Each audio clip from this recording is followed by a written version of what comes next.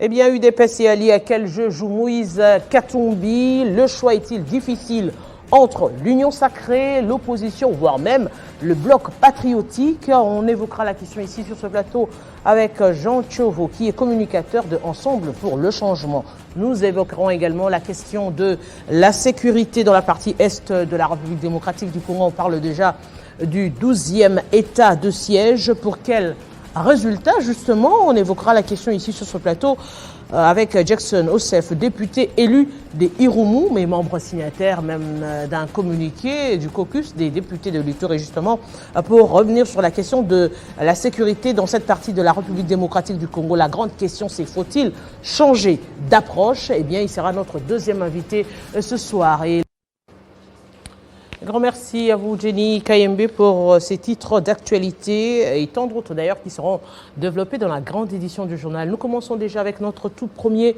dossier pour parler justement de Moïse Katumbi et Ensemble pour le changement.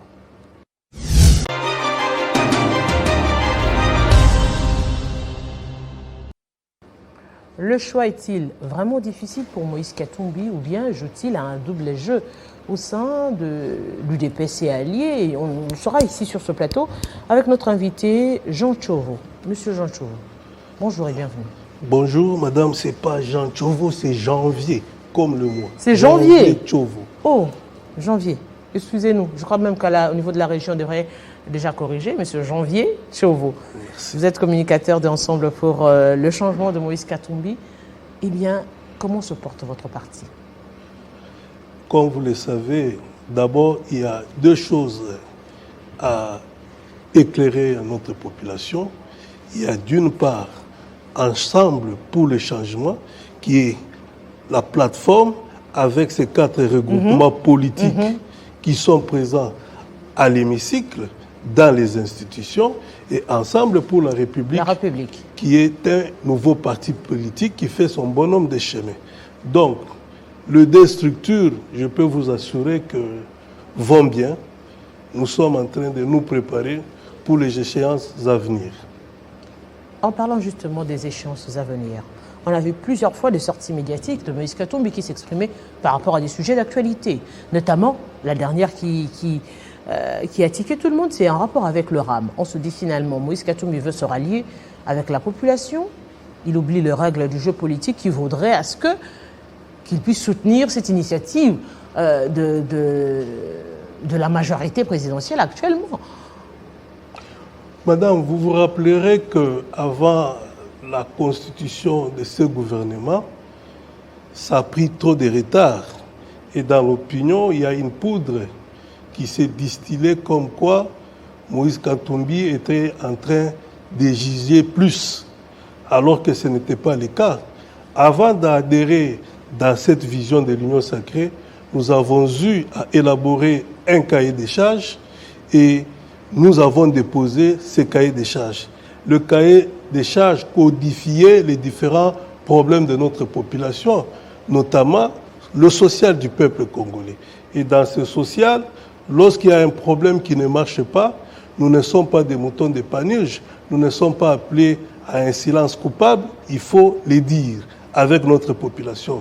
Nous ne sommes pas contre les taxes dans notre pays, mais nous voudrions que toute taxe ait un soubassement légal. Le cas des RAM, on nous a dit par après qu'il y avait déjà des règlements administratifs qui instituaient la taxe RAM, mais nous disons que nous devons faire la part des choses. Le peuple congolais est-il redevable ou contribuable?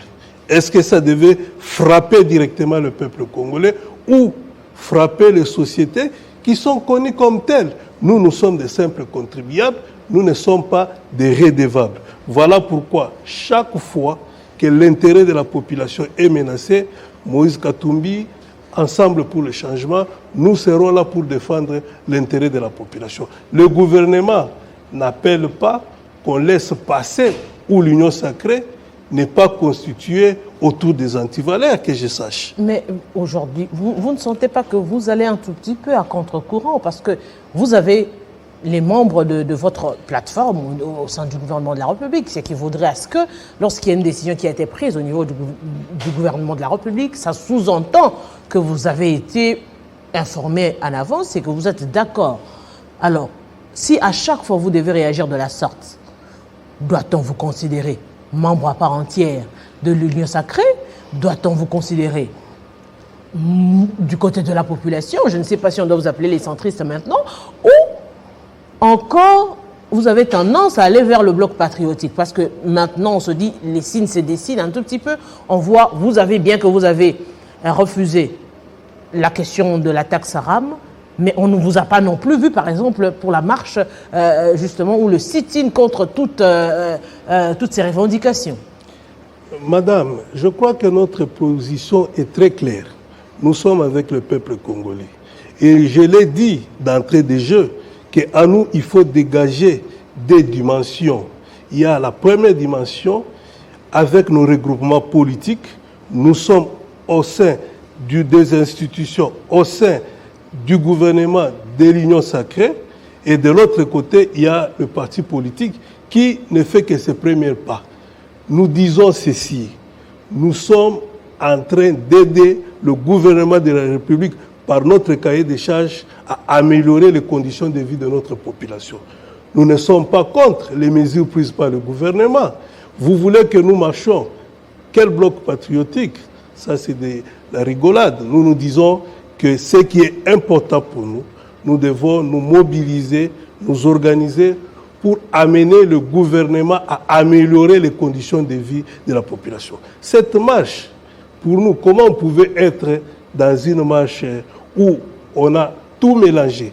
Tenez, madame, hier, on nous a demandé jusqu'à la dernière minute qu'on boycotte les élections, qu'on n'ira pas aux élections avec la machine à voter. On nous a demandé d'aller le jour des scrutins avec des stylos.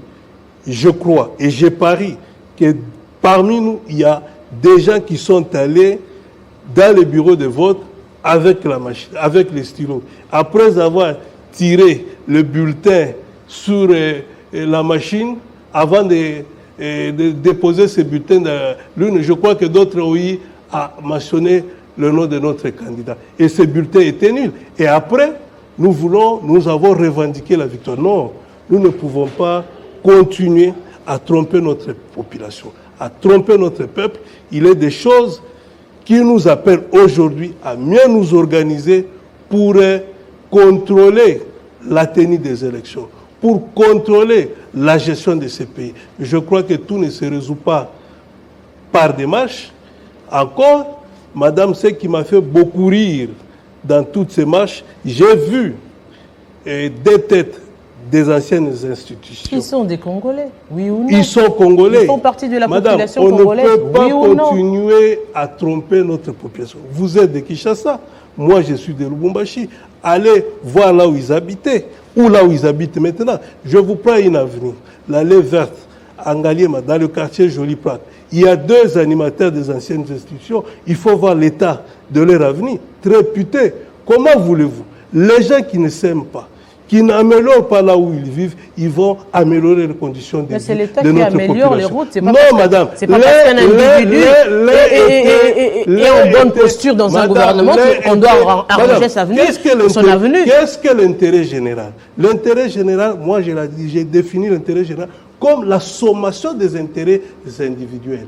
L'un était autorité budgétaire, l'autre exécutant. Madame, qu'est-ce qui manquait à ces gens?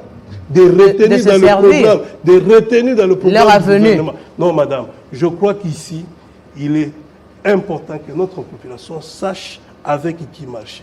Voilà pourquoi nous, au niveau d'ensemble pour le changement, nous disons, nous devons tout faire pour qu'on améliore les conditions de vie de notre population. On se dit, est-ce que vous n'avez pas un tout petit peu peur de vous prononcer maintenant, parce que vous savez évidemment que vous avez vos membres au sein du gouvernement de la République de peur que cela puisse arriver. Le cas, on l'a vu avec le parti de Vital Kamerhe qui ont refusé de s'exprimer, bien qu'on a arrêté Vital Kamerhe, bien qu'ils disaient que c'était injuste, mais ils ont refusé de le dire à haute voix pendant qu'ils étaient encore au gouvernement de la République.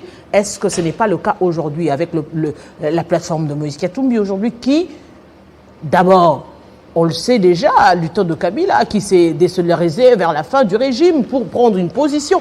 Est-ce que ce n'est pas un tout petit peu le même jeu qui revient aujourd'hui? Madame, et d'ailleurs, je suis très à l'aise face à cette question. Je suis devant une chevronnée à la matière. Vous êtes plus informé d'ailleurs. Vous savez, Moïse Katumbi, le résultat que nous avons aujourd'hui, le résultat de l'alternance, c'est notre apanage. Nous y sommes, nous avons contribué en grande partie. Et Moïse Katumbi a fait ce combat d'alternance qui a abouti à ces résultats sans député, sans être membre d'institution. Donc il est le même, il est capable encore, sans ou avec, de faire encore quelque chose parce qu'il est avec le peuple congolais. Madame, la question n'est pas là. Nous devons voir l'intérêt de notre population. Moi, j'ai du respect pour nos élus parce que ces élus-là ont été proclamés dans quelles conditions? Vous savez, nous le savons parce que nous étions. Madame, être proclamé élu dans l'ancien régime, tout en appartenant à Moïse Katumbi, ce n'est pas facile. Je vous ai dit l'avantage ici, qu'a Moïse Katumbi, c'est que Moïse Katumbi a les deux bras. L'autre bras, voulais-je dire, c'est Ensemble pour le changement, avec ce regroupement.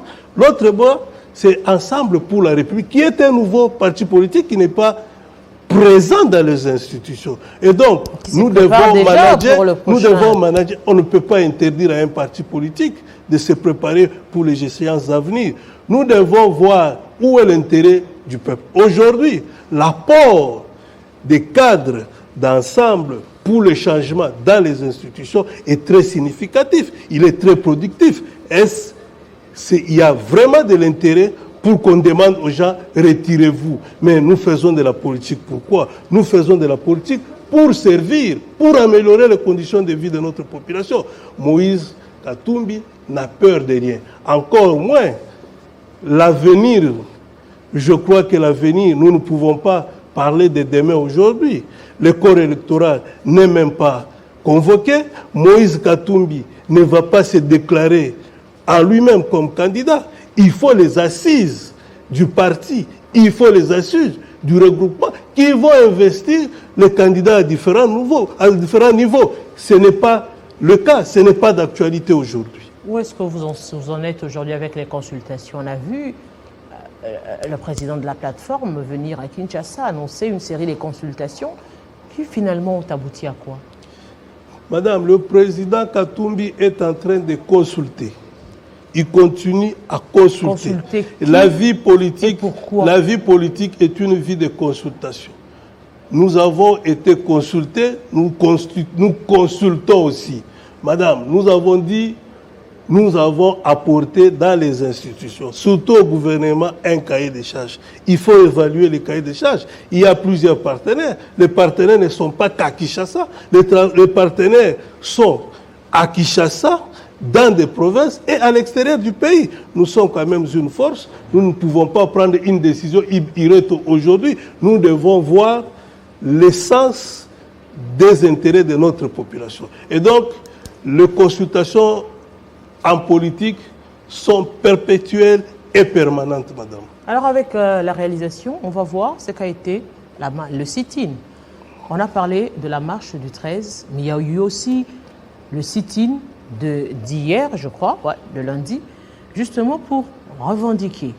Eh bien, le Bloc patriotique, d'ailleurs, qui annonce une série des activités comme ça pour revendiquer des choses au gouvernement de la République. On va d'abord suivre, on se retrouve juste après.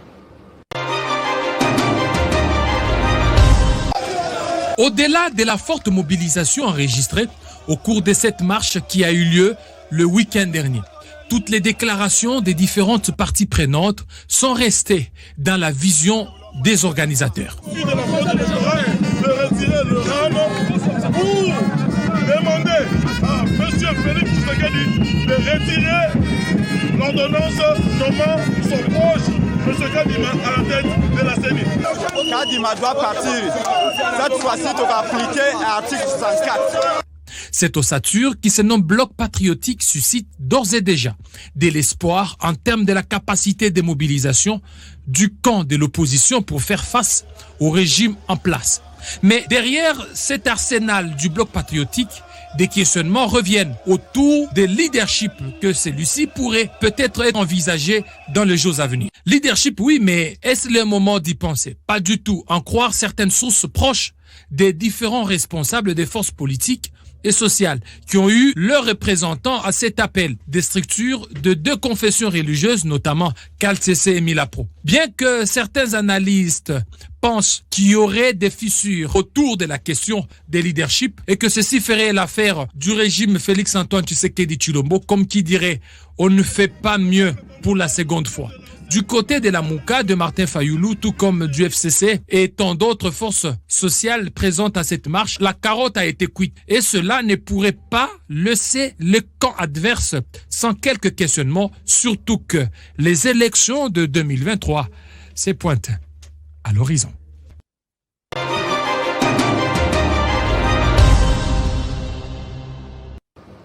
Est-ce que c'est justement la question du leadership aussi qui vous inquiète, vous, Ensemble pour le changement? Non. Si hier, il y avait déjà à Genève, Katumbi, Bemba, Fayoulou, Tshisekedi et même Vital Kamerhe, ça n'a pas marché. Disons-le comme ça n'a pas marché. Il y a eu de l'autre côté, après les élections, on retrouve Katumbi, on retrouve l'UNC de Vital Kamerhe, on retrouve Moïse Katumbi.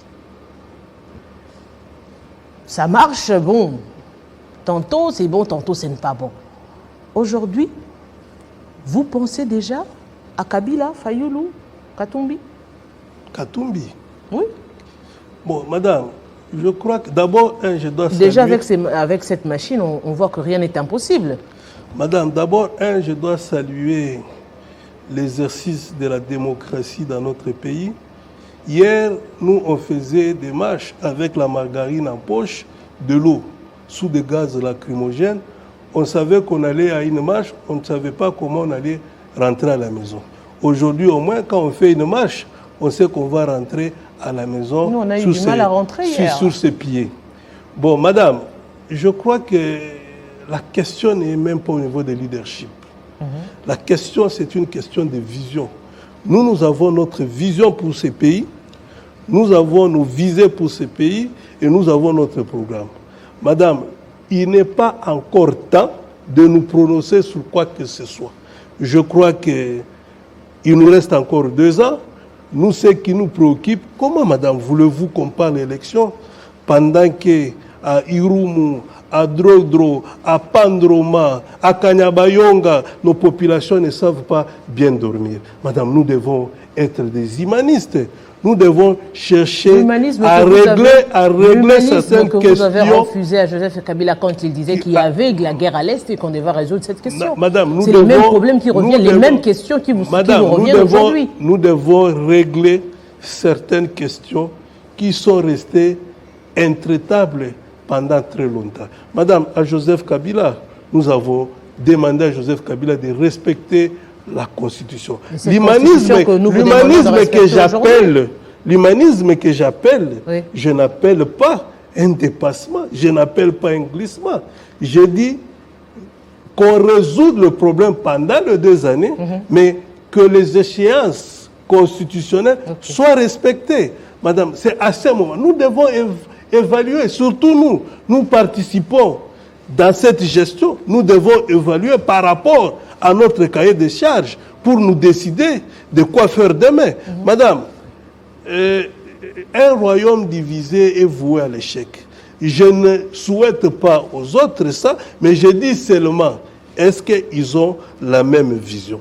Il faut avoir la même. Et encore plus, madame, quand aujourd'hui, on marche, on réclame le départ de l'équipe Kadima, c'est du temps que ça va nous prendre. Quand aujourd'hui, on le réclame à corps et à cri et qu'on n'arrive pas à obtenir les résultats, est-ce qu'on va continuer? On sera candidat sous l'équipe Kadima, on ne le sera pas. Nous refusons que le mensonge d'hier puisse encore se répéter aujourd'hui. Hier, jusqu'au 28 décembre 2018, on nous a dit, nous, allez dans les bureaux de vote avec des stylos. vous n'allez pas utiliser la machine à voter. Et je vous ai dit d'entrer ici que j'ai pari, il y a des mamans, des papas, de vieux, des jeunes qui ont suivi à la lettre les messages et qui ont marqué avec leur stylo sur les bulletins. Et la suite, c'était quoi? On a annulé certains des bulletins, donc on ne pouvait pas, après ça, prétendre être les gagnants. Ça, c'est une deuxième des choses. Et donc, si ce que nous avons fait hier, qu'on ne le répète pas encore aujourd'hui, donc ici, il est question, nous sommes dans les institutions, il est question de renforcer l'arsenal juridique, de renforcer la loi électorale pour contrôler, de former des témoins, pour que cette fois-ci, avec l'arsenal juridique, qu'on soit à même à avoir le résultat bureau de vote par bureau de vote, que d'être sous la rue comme ça pour que demain qu'on vienne crier. Je crois qu'il est temps de s'organiser, de laisser la distraction pour faire le vrai travail de façon à préparer 2023. Alors que retenir de Ensemble pour le changement? Ensemble pour le changement est un mouvement politique qui milite pour l'amélioration des conditions de vie de notre population. Je dis bien qu'Ensemble pour le changement est dans les institutions actuelles avec son cahier des charges. Aujourd'hui, il n'est pas question de parler 2023 pendant que les autres sont en train de travailler. C'est à la fin que nous allons évaluer l'exécution de notre cahier des charges. C'est à l'issue de cette évaluation que nous tirerons les conséquences. Et donc, le président Moïse doit rester là où il est, qu'on le laisse calme, il fait son travail, et je crois qu'au moment opportun, nous tiendrons nos assises des représentants. C'est au niveau des assises des représentants que nous déciderons de l'option à lever pour 2023. Janvier Tchobo, grand merci d'avoir répondu à notre invitation. C'est moi qui vous remercie, madame. Je rappelle aux téléspectateurs que vous êtes communicateur de Ensemble pour le changement, cette plateforme qui est différente de Ensemble pour la République, qui est ce parti politique nouvellement créé de Moïse Katumbi. Merci, madame. Avec vous, mes téléspectateurs, on va continuer cette fois-ci pour parler de la sécurité. Sécurité en Ituri, on reçoit notre deuxième invité.